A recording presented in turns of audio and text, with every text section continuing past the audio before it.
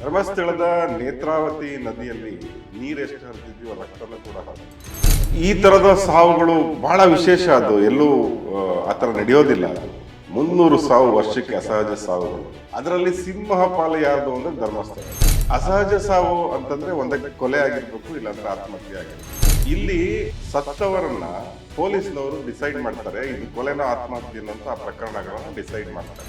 ನೇತ್ರಾವತಿ ನದಿಯಲ್ಲಿ ಹೆಣಗಳು ಬಹಳಷ್ಟು ತೇಲಿ ಹೋಗಿದ್ದಾರೆ. ಅದು ವೇದವಲ್ಲಿಯ ಪ್ರಕರಣ ಆಗಿರ್ಬೋದು, ಪದ್ಮಲತಾ ಪ್ರಕರಣ ಆಗಿರ್ಬೋದು, ಯಮುನಾ ಪ್ರಕರಣ ಆಗಿರ್ಬೋದು, ಹೀಗೆ ಅನನ್ಯ ಆಗಿರ್ಬೋದು. ಈ ತರ ಹಲವಾರು ಹೆಣ್ಮಕ್ಕಳ ಪ್ರಕರಣಗಳು ಒಂದಕ್ಕಿಂತ ಒಂದು ಕ್ರೌರ್ಯ, ಒಂದಕ್ಕಿಂತ ಒಂದು ಭಯಾನಕ. ಸೌಜನ್ಯ ಸೌಜನ್ಯ ಸೌಜನ್ಯ, ಎಲ್ಲ ಕಡೆ ಸೌಜನ್ಯ. ಸ್ನೇಹಿತರೆ, ನೋಡ್ತಾ ಇದ್ದೀರಿ ಸಾಮಾಜಿಕ ಜಾಲತಾಣದಲ್ಲಿ ಕಳೆದ 4 ದಿನಗಳಿಂದ ಎಲ್ಲ ಕಡೆ ಸೌಜನ್ಯ ಕುರಿತಾದ ಮಾತುಗಳು, ಸೌಜನ್ಯ ಕುರಿತಾದ ಪೋಸ್ಟರ್ಗಳು, ಸೌಜನ್ಯ ಕುರಿತಾದ ವಿಡಿಯೋಗಳು, ಸೌಜನ್ಯ ಕುರಿತಾದ ಮೀಮ್ಸ್ಗಳು. ಜನ ಇವತ್ತು ನಿರ್ಭಯವಾಗಿ ಮಾತಾಡೋಕೆ ಶುರು ಮಾಡಿದ್ದಾರೆ. ಬಹಳ ನಿರ್ಭಯವಾಗಿ ಆಗಿರುವಂತ ಅನ್ಯಾಯದ ಕುರಿತು ಮಾತಾಡೋಕೆ ಶುರು ಮಾಡಿದ್ದಾರೆ. ಹಿಂದೆ ಮಾತಾಡ್ತಿರ್ಲಿಲ್ಲ ಅಂತಲ್ಲ, ಈಗ ಅತಿ ಹೆಚ್ಚು ಮಾತಾಡೋದಕ್ಕೆ ಶುರು ಮಾಡಿದ್ದಾರೆ. ಧೈರ್ಯವಾಗಿ ಮಾತಾಡೋಕೆ ಶುರು ಮಾಡಿದ್ದಾರೆ. ಇದಕ್ಕೆ ಕಾರಣ ಆಗಿದ್ದು ಸಮೀರ್ ಮಾಡಿದಂತ ವಿಡಿಯೋ. ಸುಮಾರು 1,60,00,000ಕ್ಕೂ ಹೆಚ್ಚು ಜನ ನೋಡಿದಂತ ವಿಡಿಯೋ ಏನಿದೆ, ಅದು ಒಂದು ಧೈರ್ಯವನ್ನ ತಂದಿದೆ. ಇವತ್ತು ನಿಜವಾಗ ಅನ್ನಿಸ್ತಾ ಇದೆ, ಸೌಜನ್ಯ ಮತ್ತೆ ಜೀವಂತವಾಗಿ ವಾಪಸ್ ಬಂದ್ಬಿಟ್ಟಿದ್ದಾಳೇನೋ ಅಂತ ಅನ್ನಿಸ್ತಾ ಇದೆ. ಸೌಜನ್ಯ 12 ವರ್ಷ 13 ವರ್ಷದ ಹಿಂದೆ ತೀರ್ಕೊಂಡಂತ ಹುಡುಗಿ. ಆಕೆ ಯಾಕೆ ಇಷ್ಟು ಜನಪ್ರಿಯವಾಗಿ ಜನರ ಮನಸ್ಸಲ್ಲಿ ನಿಂತ್ಕೊಂಡಿದ್ದಾಳೆ? ಯಾಕೆ ಆಕೆಗೋಸ್ಕರ ಇಷ್ಟು ನ್ಯಾಯವನ್ನ ಬೇಡ್ತಾ ಇದೆ ಜನತೆ ಅನ್ನುವಂಥ ಪ್ರಶ್ನೆಗಳು ಕೂಡ ಬಹಳ ಜನಕ್ಕಿದೆ. ಸ್ನೇಹಿತರೆ, ನಮ್ಮ ದೇವ ದೇವಿಯರುಗಳ ಬಗ್ಗೆ ತಮ್ಗೆ ಗೊತ್ತಿರ್ತದೆ. ಅಂದ್ರೆ ನಮ್ಮ ದೇವತೆಯರು ಮಾರಮ್ಮ, ಚೌಡಮ್ಮ, ಜಲಗೇರಮ್ಮ, ಮಸಣಮ್ಮ, ಈ ತರದ ದೇವಿಯರೆಲ್ಲ ಹೇಗೆ ಬಂದ್ರು ಅಂತಂದ್ರೆ, ಒಂದೇ ಆ ಕಾಲದಲ್ಲಿ ಅವರು ಬದುಕಿದ್ದ ಕಾಲದಲ್ಲಿ ಆ ಸಮಾಜಕ್ಕೆ ಬಹಳ ದೊಡ್ಡದೇನೋ ಮಾಡಿ ಅವರು ದೇವರಾದ್ರು, ಅಥವಾ ಸಮಾಜದ ಯಾವುದೋ ಕ್ರೌರ್ಯಕ್ಕೆ ಬಲಿಯಾಗಿ ನಂತರ ದೇವರಾದವರು. ಸೌಜನ್ಯ ಈ ಎರಡನೇ ರೀತಿಯಲ್ಲಿ ಒಂದು ರೀತಿಯಲ್ಲಿ ದೇವರಾಗ್ಬಿಟ್ಟಿದ್ದಾಳೆ.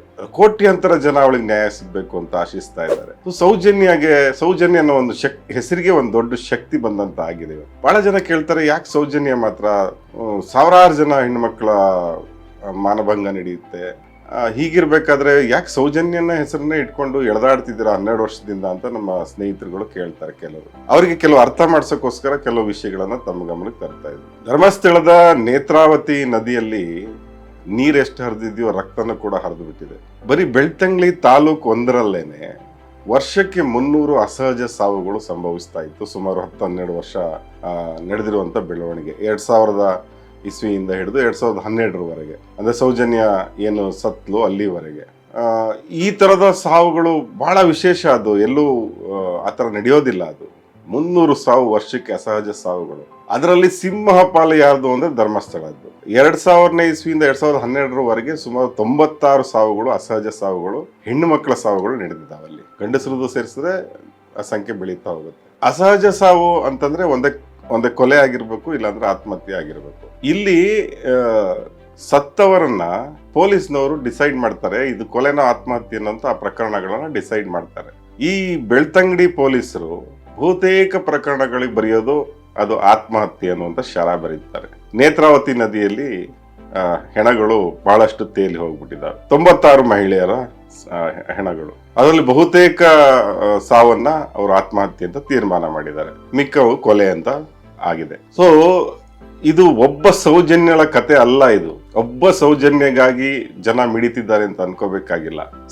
ಸಾಲಾಗಿ ಏನ್ ಸರಣಿಯೋಪಾದಿಯಲ್ಲಿ ನಡೀತಲ್ಲ ಆ ಕ್ರೌರ್ಯ, ಅದರ ಬಗ್ಗೆ ಜನಗಳ ಸಿಟ್ಟೆಲ್ಲ ಸೇರಿ ಅದು ಆ ಸೌಜನ್ಯ ರೂಪದಲ್ಲಿ ಮೂರ್ತ ರೂಪ ಪಡ್ಕೊಂಡಿದೆ ಅಂತ ಅನ್ಸುತ್ತೆ. ಸ್ನೇಹಿತರೆ, ಒಂದ್ ನೆನಪಿರ್ಲಿ, ಧರ್ಮಸ್ಥಳ ಒಂದು ಪುಟ್ಟ ಹಳ್ಳಿ ಅಷ್ಟೇನೆ. ಅಲ್ಲಿ ಲಕ್ಷಾಂತರ ಭಕ್ತರು ದಿವಸ ಹೋಗಿ ಬರ್ತಾರೆ ಅನ್ನೋ ಕಾರಣಕ್ಕಾಗಿ ಅಲ್ಲಿ ಜನ ಕಾಣಿಸ್ತಾರೆ ಅಷ್ಟೇನೆ. ಅಲ್ಲಿ ಪ್ರವಾಸಿಗರು ಇಲ್ಲ ಅಂದ್ರೆ ಆ ಊರಿನಲ್ಲಿ ಬರೋ ಸಂಖ್ಯೆ ಬಹಳ ಕಡಿಮೆ.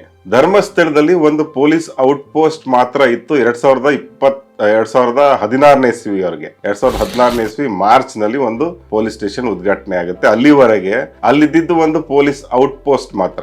ಒಂದು ಪೊಲೀಸ್ ಔಟ್ ಪೋಸ್ಟ್ ಮಾತ್ರ ಇದ್ದಂತ ಒಂದು ಸಣ್ಣ ಊರಿನಲ್ಲಿ ಸುಮಾರು ಪ್ರತಿ ವರ್ಷ ಒಂದು 10-15 ಹೆಣ್ಮಕ್ಳು ಈ ತರ ಸಾಯ್ತಾರೆ ಅಂದ್ರೆ ಅದು ಸಣ್ಣ ವಿಷಯ ಏನಲ್ಲ.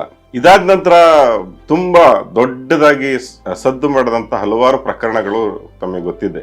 ಅದು ವೇದವಲ್ಲಿಯ ಪ್ರಕರಣ ಆಗಿರ್ಬೋದು, ಪದ್ಮಲತಾ ಪ್ರಕರಣ ಆಗಿರ್ಬೋದು, ಯಮುನಾ ಪ್ರಕರಣ ಆಗಿರ್ಬೋದು, ಹೀಗೆ ಅನನ್ಯ ಆಗಿರ್ಬೋದು. ಈ ತರ ಹಲವಾರು ಹೆಣ್ಮಕ್ಳ ಪ್ರಕರಣಗಳು ಒಂದಕ್ಕಿಂತ ಒಂದು ಕ್ರೌರ್ಯ, ಒಂದಕ್ಕಿಂತ ಒಂದು ಭಯಾನಕ. ಇದನ್ನ ಒಬ್ಬ ನಾಗರಿಕ ಸಮಾಜದಲ್ಲಿ ಬದುಕಿರುವಂತ ಒಬ್ಬ ವ್ಯಕ್ತಿ, ಒಬ್ಬ ಮನುಷ್ಯ ಇದನ್ನ ಒಪ್ಪಕ್ ಸಾಧ್ಯನೇ ಇಲ್ಲ. ಆ ತರದ ಭೀಕರವಾದ ಕತೆಗಳು, ಆ ಕೊಲೆಗಳು ನಡೆದಿದೆಯಲ್ಲ, ಅದನ್ನ ಅರಗಿಸ್ಕೊಳಕ್ ಸಾಧ್ಯನೇ ಇಲ್ಲ. ನಮಗೆ ಅರಗಿಸ್ಕೊಳಕ್ ಸಾಧ್ಯ ಇಲ್ಲ. ಆ ಕುಟುಂಬದವ್ರು ಹೇಗೆ ಅರಗಿಸ್ಕೊಂಡಿದಾರೋ ಗೊತ್ತಿಲ್ಲ. ತಂದೆಯ ಮೇಲಿನ ಸಿಟ್ಟಿಗೆ ಮಗಳನ್ನ 2 ತಿಂಗಳು ಎತ್ತಾಕೊಂಡೋಗಿ ಅವಳನ್ನ ಅತ್ಯಾಚಾರ ಮಾಡೋದಿದೆಯಲ್ಲ, ಇದನ್ನ ನಾವು ಸಿನಿಮಾಗಳಲ್ಲಿ ನೋಡಿದ್ವಿ ಅಷ್ಟೇನೆ, ಅದ್ರಲ್ಲಿ ನಡೆದಿದೆ ಅದು. ಮತ್ತೆ ನಮಗೆ ಗೊತ್ತಾದದು 22ಕ್ಕೆ ಸ್ಕೂಲ್ ಡೇ, 56 ದಿನ ಕಳೆದು ಹೊಳೆಯಲ್ಲಿ ಹೆಣ ಉಂಡು ಎಂದು ಕೇಳಿ ಪೊಲೀಸಿನವರು ಬರುವಾಗ ಬಂದು ಹೇಳುವಾಗ ನಮಗೆ ಗೊತ್ತಾದ.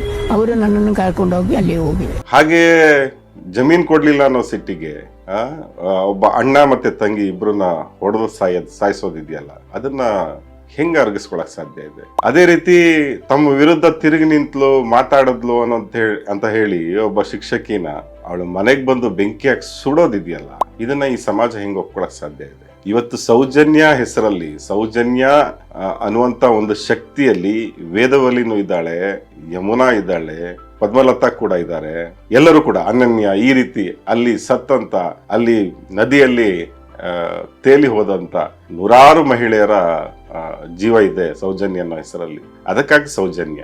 ನಾನು ಈ ಏನು ಕಾನೂನು ಪ್ರಕ್ರಿಯೆ ನಡೀತಾ ಇದೆಯೋ ಅದ್ರ ಬಗ್ಗೆ ಜನಗಳಿಗೆ ನಿಜವಾಗ್ಲೂ ವಿಶ್ವಾಸ ಹೊರಟೋಗಿದೆ. 12 ವರ್ಷ ಆದ್ರೂ ಕೂಡ ಸೌಜನ್ಯ ನ್ಯಾಯ ಸಿಕ್ಕಿಲ್ಲ. ಇವತ್ತು ಅದ್ರ ಬಗ್ಗೆ ಮರು ತನಿಖೆ ಆಗ್ಬೇಕೋ ಬೇಡವೋ ಅಂತ ಹೈಕೋರ್ಟ್ ತೀರ್ಮಾನ ಮಾಡ್ಬೇಕಾಗಿದೆ. ಅದೇನ್ ತೀರ್ಮಾನ ಮಾಡ್ತದೋ ಗೊತ್ತಿಲ್ಲ. ಆದ್ರೆ ಜನರ ಮನಸ್ಸಿನಲ್ಲಿ ಇವತ್ತು, ಕೋಟ್ಯಾಂತರ ಜನರ ಮನಸ್ಸಿಗೆ ಏನಾಗಿದೆ ಸೌಜನ್ಯಗೆ ಅನ್ನೋದು ತಲುಪಿಟ್ಟಿದೆ.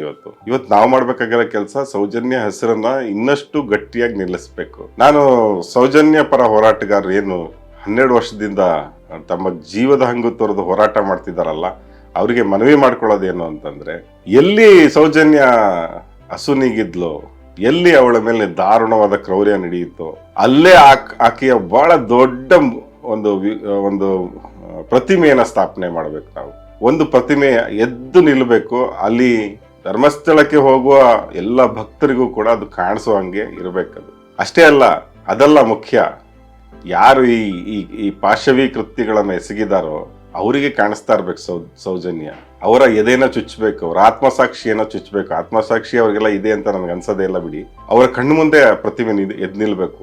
ಆ ಮೂಲಕನಾದ್ರೂ ಒಂದಷ್ಟು ಸಮಾಧಾನ ಆಗತ್ತೆ, ಒಂದ್ ಸಣ್ಣ ನ್ಯಾಯ ಸಿಕ್ದಂಗಾದ್ರೂ ಆಗತ್ತೆ ಸೌಜನ್ಯಗೆ ಅಂತ ನನ್ಗನ್ಸುತ್ತೆ. ಹೀಗಾಗಿ ಸೌಜನ್ಯ ಹೋರಾಟಗಾರರಿಗೆ ನಾನು ವಿನಂತಿ ಮಾಡೋದು, ಒಂದು ಪ್ರತಿಮೆ ಆಗ್ಬೇಕು, ಅದೇ ಧರ್ಮಸ್ಥಳದಲ್ಲಿ ಆಗ್ಬೇಕು. ನಾನು ದೇವಸ್ಥಾನಗಳಿಗೆಲ್ಲ ಹೋಗ್ತೀನಿ. ಈ ಶರ್ಟ್ ಬಿಚ್ಕೊಂಡು ಹೋಗುವಂತ ದೇವಸ್ಥಾನಗಳನ್ನು ಬಿಟ್ಬಿಟ್ಟು ಬೇರೆ ದೇವಸ್ಥಾನಗಳಿಗೆಲ್ಲ ಹೋಗ್ತೀನಿ. ಸೌಜನ್ಯಳ ಪ್ರತಿಮೆ ಅಲ್ಲಿ ಬಂದ್ರೆ ವರ್ಷಕ್ಕೊಂದ್ಸಲನಾರು ಹೋಗಿ ಆ ತಾಯಿಗೆ ಒಂದು ನಮಸ್ಕಾರ ಮಾಡಿ ಖಂಡಿತ ಬರ್ತೀನಿ. ಇದೊಂದು ಕೆಲಸ ಆಗ್ಬೇಕಾಗಿದೆ. ಸೌಜನ್ಯ ನಮ್ಮ ಆತ್ಮಸಾಕ್ಷಿ ಅಂತ ಅನ್ಕೊಳ್ಳೋಣ. ಇವತ್ತಿನ ಮಟ್ಟಿಗೆ ಬಹಳ ಜನ ಅವಳು ದೇವಿ ಅಂತ ಈಗಾಗಲೇ ಆರಾಧಿಸ್ತಾ ಇದ್ದಾರೆ. ಅವಳು ನಮ್ಮೆಲ್ಲರ ಆತ್ಮಸಾಕ್ಷಿಯನ್ನ ಕೆಣಕಿದ್ದಾಳೆ. ಆಕೆಗೊಂದು ಗೌರವ ಸಲ್ಲಿಸಲೇಬೇಕು. ಸೌಜನ್ಯ ಅಂದ್ರೆ ಬರೀ ಸೌಜನ್ಯ ಅಲ್ಲ, ಸೌಜನ್ಯ ಹಿಂದೆ ಸಾವಿರಾರು ಹೆಣ್ಮಕ್ಳ ನೋವಿನ ಕ್ರೌರ್ಯಕ್ಕೆ ನಲುಗಿ ಹೋದ ಜೀವಗಳ ಕಣ್ಣೀರಿನ ಕಥೆ ಇದೆ. ಆ ಸೌಜನ್ಯನ ಉಳಿಸ್ಕೊಳ್ಳೋಣ. ನಮಸ್ಕಾರ.